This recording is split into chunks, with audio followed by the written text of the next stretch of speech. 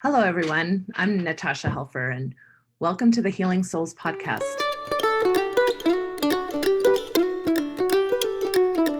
Ten years ago, I took a pretty big leap of faith and hosted my first podcast interview. It was a bit nerve-wracking. It was a personal story where I interviewed a guest who was kind enough and willing to share what it was like to be a gay man in a heterosexual marriage.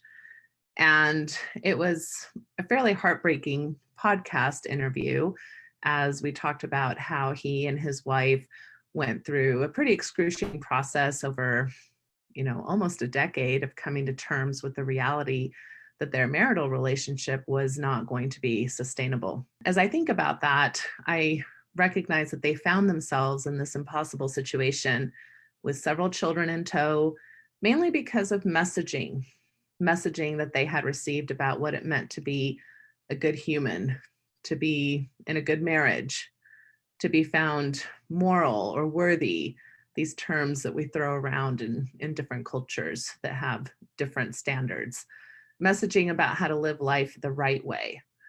And this messaging came from places like their religion, their parents, their culture, a generalized media. And what I have found in my work as a marriage and a family and a sex therapist is that I'm really in the work of helping people become aware of and then heal from limiting, incorrect, and even harmful messaging. Messaging is all over the place, and it affects our sense of identity. It affects our sense of self and who we think we should be, our sense of life, and how we make meaning of it. Messaging affects our relationships and how we show up in relationships with our styles in regards to figuring out conflict or boundaries or attachment issues, our sense of how we can show up, especially sexually, or ways that challenge gender identity norms. I really can't think of anyone who hasn't been affected in some way that necessitates healing in regards to messaging they received somewhere along the way. And I think people get this. We are having lots of pushback in our society in general in regards to a lot of messaging around race, around morality, around culture, around expectations. I'm not sure if you're aware, but one of the largest growing groups of people in the United States, according to the Pew Research Center, are the nuns. And I'm not talking about Catholic convents. This is the people who identify as religiously unaffiliated, the nones, N-O-N-E-S, meaning those who are leaving what are typically the more conservative religious traditions.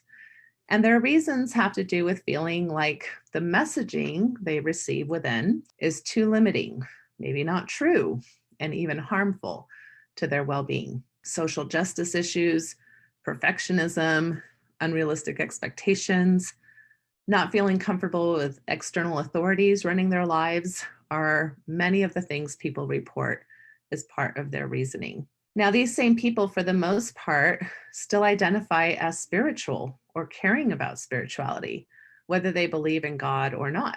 And they're interested in leaning into concepts of health, humanitarianism, morality, ethics, intentional community. I've spent the last 20 years working primarily within my religious community. And in that work, I have seen and helped many who either have wanted to transition away from the religious space or stay engaged in the faith, but in ways that are maybe more inclusive, more affirming and supportive of concepts such as mental, relational, sexual, and spiritual health. And I've received a lot of feedback, especially in the last few years, that lets me know that there are many others from all kinds of backgrounds that struggle with similar types of limiting or harmful messaging that I grew up with and that many of us grew up with. So I'm really dedicated and devoted to spending the next decade of my life helping people who are seeking new narratives, who want healthier storylines, who want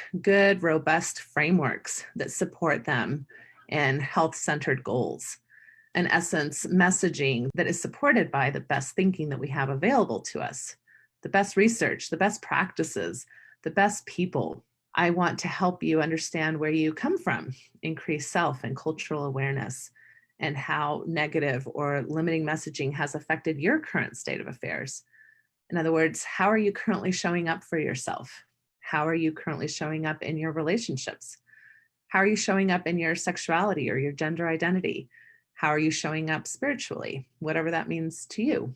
I want to help you give yourself permission to heal and lean into concepts such as health and pleasure and well-being, and end up in sustainable spaces where you can thrive.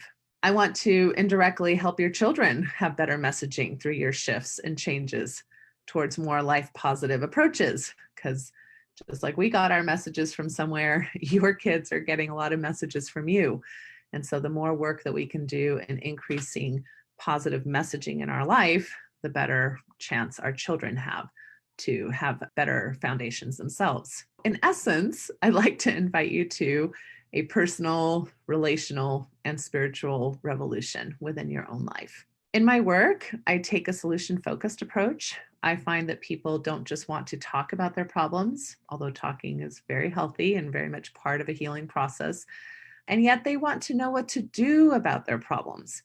And I have found that in order to find solutions, we typically need information. Education and information are transformative in helping us have the capacity and the skills and the ideas needed to move into different directions. And this is why I love podcasting. It is one of the best ways to offer, in a sense, the psychoeducational piece that is often very much part of therapeutic services. And I can do this in mass format.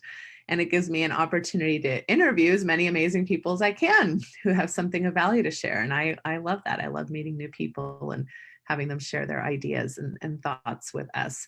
And whether that's in the form of a personal story or their professional experience, maybe they're involved in groundbreaking research, maybe they're artists or musicians, maybe they have resources that could be helpful to you. So you will find a wide variety of guests on this show, and I get just as excited to learn from them as I hope you do.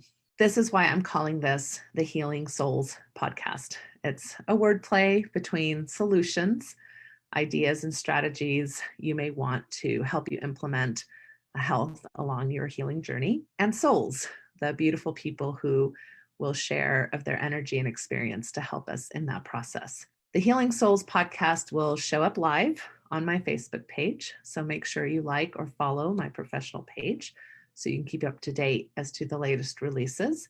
Typically, they will be either on Monday evenings or Friday afternoons. Then the audio portion will be dropped every Friday on iTunes, and you can subscribe to it on any of the platforms where you follow podcasts. We will also be adding the video portion to my YouTube channel. If you'd like to support my podcasting work, which is always super appreciated, please consider making a donation on my website. There will be a button that you can easily push.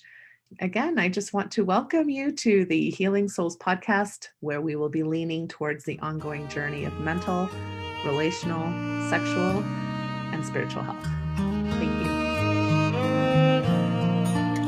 There is a place where time slows to nature's pace, and there is space there to find yourself in her embrace. Some places should be left alone. Now so we can always go to the homeland of the heart.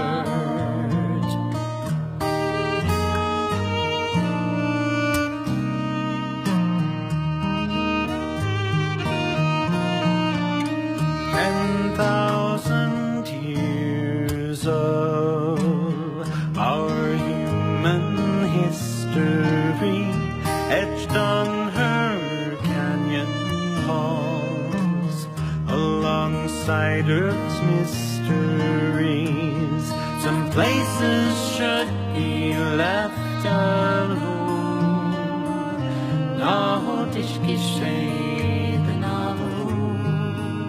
So we can to the homeland of the heart, to the homeland of the heart.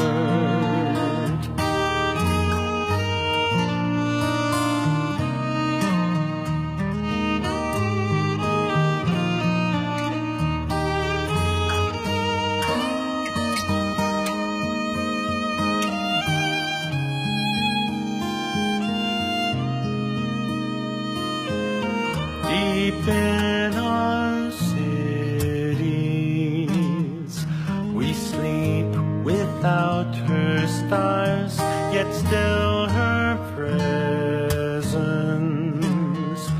sustains us from afar. Some places should be left alone. Nahotishki so we can always go to the homeland of the heart, to the homeland of the heart, to the homeland